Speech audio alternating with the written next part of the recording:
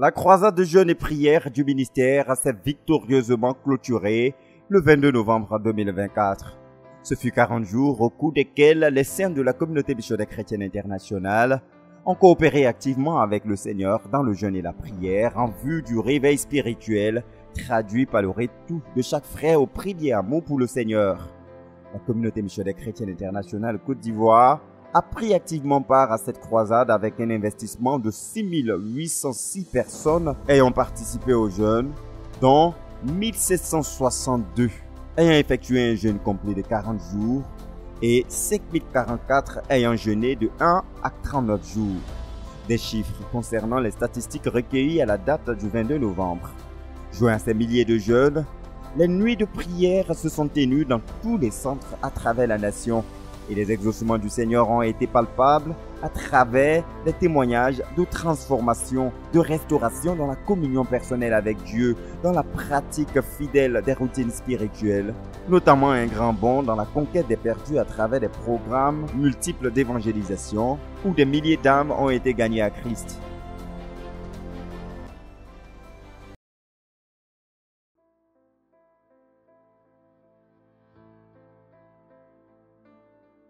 À l'apothéose de cette croisade, à Abidjan, sous la direction du pasteur Boniface Bédié, près de 3000 frères ont pris part à la dernière nuit de prière pour consolider les acquis de cette croisade. Le Seigneur est descendu en ce jour pour mettre un cachet d'exaucement sur tout le travail abattu pendant ce programme. Les frères ont été remplis de la plénitude du Saint-Esprit pour aller marcher avec Dieu et le servir avec puissance et efficacité. Les dernières résistances de l'ennemi ont été brisées et plusieurs frères ont pu expérimenter des délivrances et des guérisons miraculeuses en ce jour. Le Seigneur a beaucoup agi. L'une des choses qui m'a marqué, vous savez, habituellement, nous revenons à Dieu à travers le renversement des idoles. Ça, c'est ce que nous savons toujours. Quand on nous parle de revenir à Dieu, de revenir à notre premier amour, la première chose que nous faisons immédiatement, c'est de renverser toutes les idoles qui ont pris la place de Dieu dans notre cœur ou qui rivalisent notre cœur avec le Seigneur. Tu vois un peu? Et cette fois-ci, avec notre leader, le pasteur Boniface Meignet, le leader national de la CMCI Côte d'Ivoire, Dieu nous a accordé beaucoup de révélations. Et l'une de ces révélations, c'est que pour revenir à Dieu, non seulement il faut renverser les idoles, mais il faut rentrer dans ton passé. Dans ton passé, pour voir quelles sont les choses que tu faisais, quels sont les anciens sentiers dans lesquels Dieu t'a fait passer. Et tu revises ces sentiers-là et tu reprends ce que tu faisais par le passé. Ça nous a vraiment fait du bien, ça nous a permis de voir qu'est-ce qu'on était quand on a rencontré Jésus au début de notre marche avec le Seigneur, comment on était rempli de joie, rempli d'amour, comment on lisait la Bible, comment on priait. Moi, par exemple, je plongeais mes pieds dans l'eau pour pouvoir lire la Bible, veiller pour lire la Bible.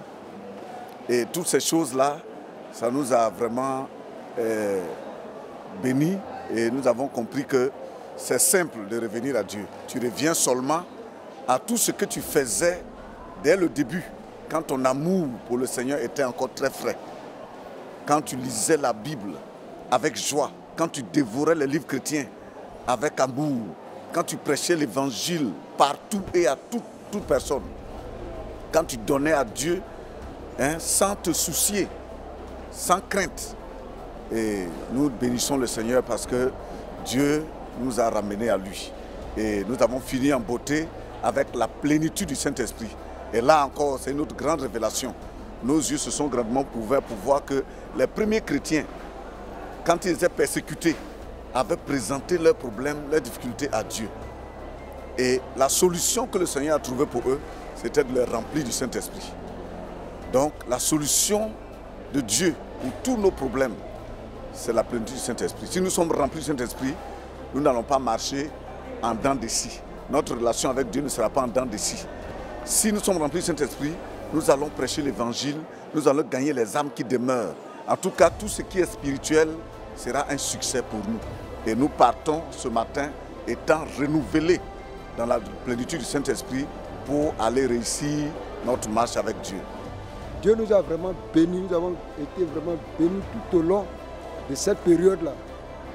Et il faut dire que le pasteur Boniface Menir, qui est le leader national de la CMC Côte d'Ivoire, nous a conduit premièrement pour certaines personnes à renverser les idoles bien entendu, mais nous a vraiment bénis.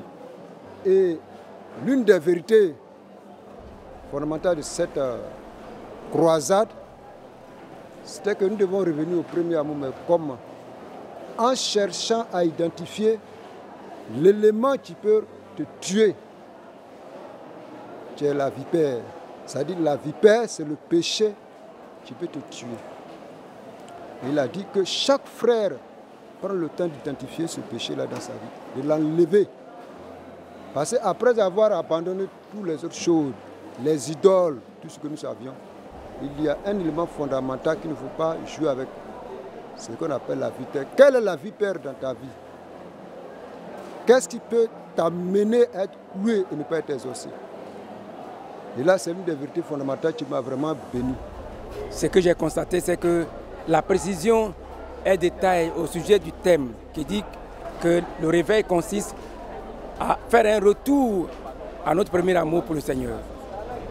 Effectivement, tout a été mis en œuvre pour que chacun de nous puisse fouiller dans son intérieur pour voir ce qui faisait sa joie de vivre à la foi sur cette terre. Je crois que le réveil, c'est cela. Le fait de rassembler tous les moyens qu'il te faut pour te souvenir, pour te rappeler que tu es sur le chemin pour le ciel, afin de garder toujours le contact avec le Seigneur et garder la joie de vivre, garder la joie de faire le travail. Donc, à mon avis, ça a été un plein succès, parce que tout au long de la croisade, nous avons écouté des enseignements aussi différents que nombreux, parce qu'il fallait voir tous les aspects. Cette fois-ci, l'innovation, c'est qu'on avait l'habitude de dire, pour le retour au premier amour, il fallait toujours renverser les principes, les idoles de cœur. Les idoles de cœur. Cette fois-ci, ce n'est pas juste le renversement des idoles de cœur. Il faut aller plus loin. Le réveil consiste même à encourager quelqu'un qui était déjà normal à aller de l'avant, à faire des progrès. Donc, c'est la révélation nouvelle qu'on a eue. Le réveil consiste à se rappeler aussi des bienfaits de Dieu dans notre vie et de rendre grâce. Le réveil consiste à pouvoir donner à Dieu toute la place qu'il mérite. J'ai retenu, je crois, quelques notions fortes. Il a dit que le réveil spirituel vient du fait que d'un désir profond de vouloir. Parce que quand tu désires quelque chose, en tout cas, tous tes sentiments y vont pour ça et tu dois pouvoir travailler à cela. Et j'ai retenu aussi qu'il a dit que le réveil spirituel est un travail à faire. Il faut travailler à être réveillé. Ce n'est pas quelque chose qui se décrète, mais c'est un travail que tu dois faire pour que vraiment tu puisses en arriver. Et je crois que ce dernier jour, pour finir, je crois qu'il nous a encore donné une grande notion de savoir que pour que le réveil soit véritablement, il y a la plénitude du Saint-Esprit. Et ça fait que vraiment dans cette soirée, il a conduit le peuple vraiment à comment dirais-je, à rechercher la plénitude du Saint-Esprit. Et je crois que, pour tout dire, ça a été un moment très bénissant. Et je crois que nous sortons ici outillés, armés, pour aller affronter tous les défis, tous les grands combats, tout ce que nous avons à faire. Avec tous les fruits récoltés au cours de cette croisade du ministère en termes de réveil et de retour à Dieu, au niveau personnel et collectif, la croissance exponentielle de l'Église, tant en effectif qu'en qualité, est donc assurée. Et les 1 milliard de disciples vouant une obéissance totale au Seigneur Jésus-Christ dans 250 nations d'ici 2065 seront bel et bien déposés aux pieds du Seigneur Jésus.